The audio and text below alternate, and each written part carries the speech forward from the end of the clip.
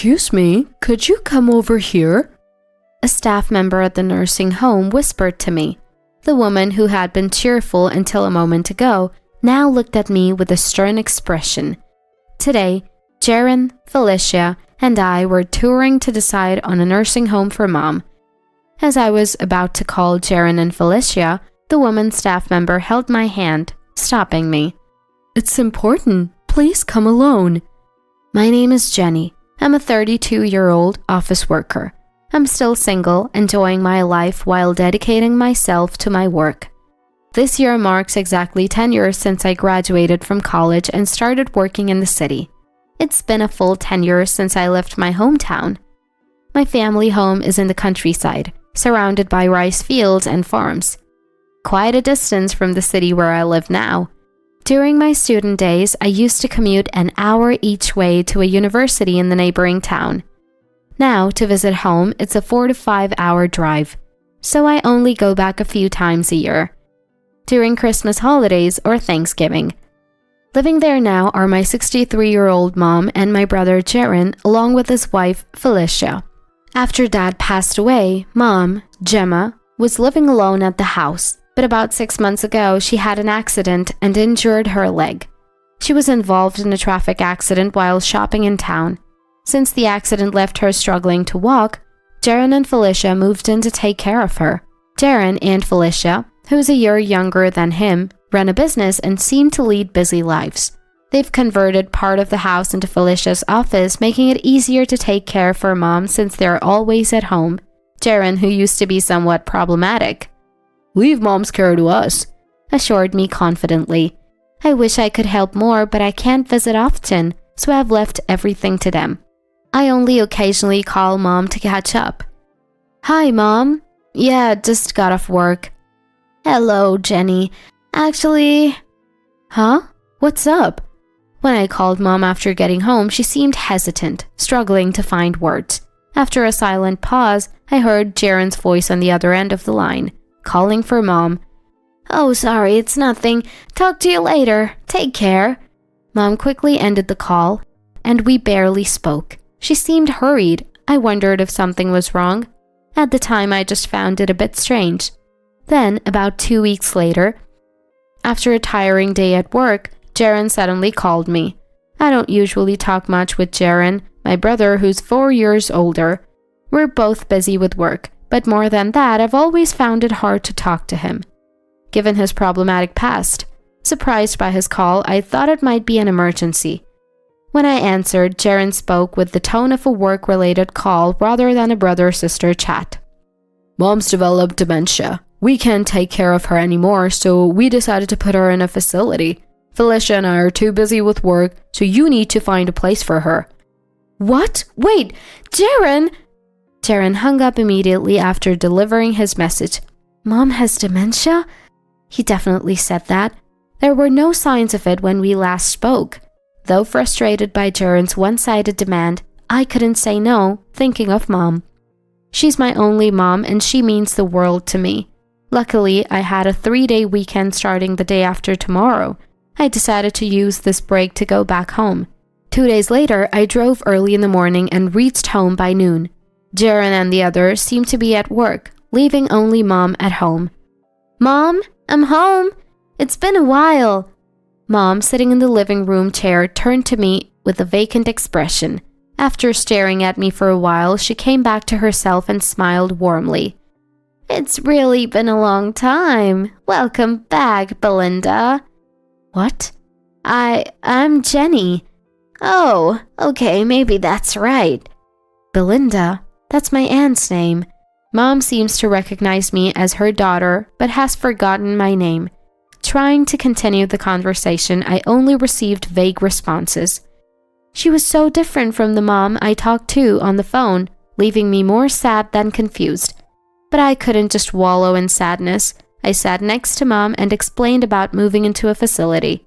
I wasn't sure if explaining was the right thing to do, but I couldn't just take her to a strange place and tell her to live there all of a sudden. Mom quietly listened, nodding along. "I see. It seems I'm becoming a burden to you all."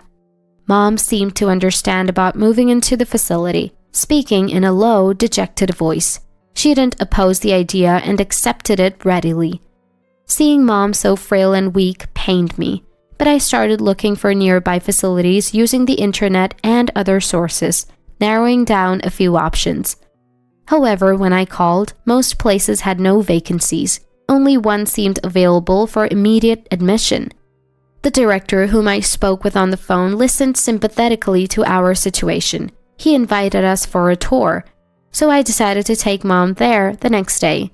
The following morning, Mom, Jaren, Felicia, and I drove to the facility I had contacted the day before. Jaren and Felicia had taken the morning off, but they seemed disinterested and didn't hide their annoyance, thinking Mom wouldn't understand anything before even arriving at the facility. Upon arrival, the director, a kind-looking middle-aged man, greeted us. He had arranged a wheelchair for Mom, who has difficulty walking, and waited for our arrival. He answered our questions compassionately, leaving a very good impression. Then, 2 female staff members guided us around the facility. Mom was restless and fidgety the whole time, probably nervous about being in a new place. I pushed her wheelchair and talked to her as we went. When we were about to visit the room where Mom would potentially live, "Excuse me, I'd like to use the restroom." I excused myself to use the restroom. "Go ahead without me, I'll just pop to the restroom. Jaren, can you push Mom's wheelchair?" "Oh, Belinda! Belinda!" As I finished speaking, Mom suddenly started shouting. Again, she called out Belinda's name, my aunt's name, repeatedly. You, Belinda, come here." Mom beckoned one of the female staff. She's a woman who looks a little younger than me, a slightly younger woman named Madeline, whom she had just been introduced to. "What's the matter?" Madeline approached and bent down to listen, as Mom started tapping the handles of her wheelchair, looking back. Jaren and Felicia watched Mom with a look of frustration. "I'll take care of Gemma," said Madeline, smiling warmly. I bowed deeply and left the scene. Madeline seemed nice. I felt reassured that Mom would be in good hands with her, but at the same time, a sense of sadness washed over me. After finishing in the restroom, I stepped into the hallway, where a staff member suddenly grabbed my arm. "Huh?" Surprised, I saw it was Madeline, whom I had just asked to look after Mom. "Is something wrong?" "We need to talk about something important. This way," she said urgently, leading me somewhere. Confused, I followed her, sensing from her hurried manner that it was no ordinary matter. "Please keep this between us and not tell other family members," Madeline whispered, turning back to me. "Yes," I replied ambiguously, and soon she stopped in front of a door. "Please come in," she said, opening the sliding door for me. Inside, I was greeted by a surprising sight. "Mom?" Somehow, Mom, who was supposed to be touring the facility, was inside the room, seated in her wheelchair, facing a desk. The facility director was also there, sitting opposite her, silent with a grave expression. Mom looked at me with the face about to burst into tears. "What's going on here?" I asked, approaching Madeline as she closed the door behind her.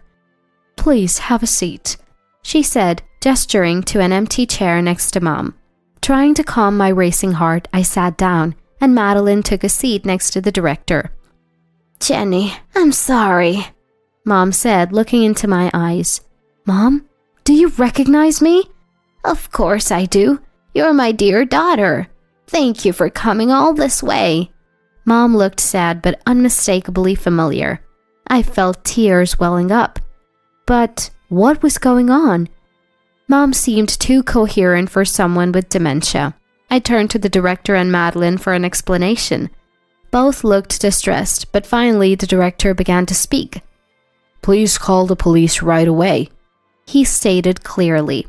"Police? Why?" I couldn't understand why he would suddenly ask to call the police. Seeing my confusion, Madeline started to explain to calm me down. "Please stay calm and listen. The truth is, Gemma," she began to speak in a grave tone. It turned out that Mom was not suffering from dementia at all. Unbeknownst to me, Mom had been receiving terrible treatment from Jaren and Felicia. Unable to seek help due to her mobility issues, Mom pretended to have dementia. Thinking Jaren and Felicia would put her in a facility where she could get help. Even if they were closely watching her, she planned to seek help from the hospital or a doctor, as a medical report was necessary for facility admission. Just before I went to the restroom, Mom had called Madeline over under the pretext of needing help with her wheelchair, secretly revealing the abuse she was receiving. Taking advantage of a moment when Jaren and Felicia were not paying attention, she whispered to Madeline. Madeline, taken aback by what she heard, immediately separated Mom from Jaren and Felicia under the guise of wanting a private consultation. After hiding Mom in this room and examining her, they found multiple bruises and welts on her body and reported it to the director. That's why they called me while I was away at the restroom. I felt dizzy with the shock of this revelation. I couldn't bring myself to look at Mom's injuries. Before I knew it, tears were streaming down my face. I felt ashamed that I had no idea Mom was being mistreated by Jaren and Felicia, and that I hadn't been able to do anything for her. She must have been trying to ask for help the last time we spoke on the phone. This is no time for tears. We must call the police before Jaren realizes. The director stood up, encouraging me. Madeline nodded in agreement. I quickly left the room, entrusting Mom to Madeline, and rushed to a nearby police station without Jaren and Felicia noticing. The director accompanied me, and we explained the situation to the police, who understood the severity and acted immediately. We hurried back to the facility with 2 police officers, first going to the room where Mom was waiting. The officers questioned Mom and confirmed several injuries on her arms and back that appeared to be from abuse. Then, they went to question Jaren and Felicia, who were still unaware of what was happening and touring the facility. When they were brought into the room where Mom, the staff, and I were waiting, Jaren and Felicia were shocked. In the corner of the room, the police started their questioning, and I watched silently. Mom was trembling, evidently having been through a terrifying ordeal. Police, all of a sudden, we've done something terrible to Mom. I don't get it. Just because she's injured doesn't mean... So what? Mother-in-law might have fallen at home. She has a bad leg. Jaren and Felicia maintained their innocence, insisting they had nothing to do with it. Is there any proof we did it? Mom's words aren't reliable. She's senile. It must be her delusions. It's not a delusion. Mom, who had been silent and looking down, spoke up firmly. Jaren, who had been smiling confidently, looked at Mom in surprise. Everything I said earlier is true. These injuries were inflicted by those 2. I've written down everything Jaren and Felicia did to me in a diary. I'll give it to you later. Jaren's eyes widened, and Felicia's face turned pale. They realized only now that Mom wasn't suffering from dementia. The officer calmly replied, Understood. We will visit your home afterwards.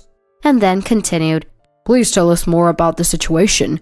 The policeman then urged Mom on. Jaren and Felicia were glaring at us fiercely, but Mom, undaunted, took a deep breath and began to speak calmly. She had started keeping a diary as evidence against Jaren and Felicia, who had gradually begun to neglect her care and even resorted to violence. Her mobile phone was confiscated, and she couldn't use the landline because Felicia monopolized it for her business, locking it away in a room at night.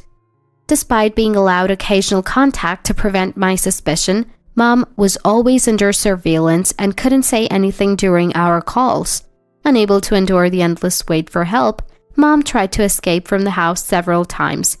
But, due to her impaired mobility and the rural location, she always got caught by Jaren and Felicia and was brought back. Yet, Mom didn't give up. Exasperated with Mom's repeated attempts to leave, "This wandering habit of mother-in-law's is troublesome. Maybe she has dementia. Then we could just put her in a facility," Felicia said. Hearing Felicia's callous words, Mom realized that pretending to have dementia was her way out. So she began to feign symptoms like confusion and forgetting people's names. Jaren and Felicia quickly decided to put her in a facility, but were reluctant to handle the paperwork and costs, so they contacted me. They planned to make me find a facility, accompany them on the visit, and pay for all the expenses. This was all revealed in conversations Mom overheard while pretending to have dementia. Jaren, Felicia, how could you? I couldn't hold back anymore and interjected. Jaren, you haven't changed at all. You said you'd take care of Mom. Was that all a lie too? Shut up! Shit! Get out of my way! Enraged, Jaren pushed one of the police officers, apparently trying to escape, but was quickly apprehended by another officer and arrested on the spot for obstructing official duties. Felicia was also taken away by the police for further questioning. Oh shit! Shit! It was all going to work out! You'll see! Jaren yelled. I gently covered Mom's ears. To her, Jaren was still her real son. Later that afternoon, several officers came to our house. During the search, evidence of violence and assault against Mom was found, leaving me disheartened. Furthermore, it was revealed that Jaren and Felicia were behind Mom's mobility issues, having paid a subordinate to cause a traffic accident. Their involvement in assault and grievous bodily harm to Mom was clear, leading to their prosecution. Further investigation revealed that Felicia, always greedy, had persuaded Jaren to mistreat Mom after learning about her substantial savings. These savings were the inheritance left by our late father, which had been transferred to Mom. Felicia had been plotting with Jaren to inherit the estate as soon as possible. According to what I heard, Jaren's business wasn't going well, and he was increasingly burdened with debt, so he readily agreed with Felicia's plan. Jaren told, Mom always favored my sister. The police. However, in reality, Jaren had been troublesome since his youth, often creating problems that Mom had to resolve.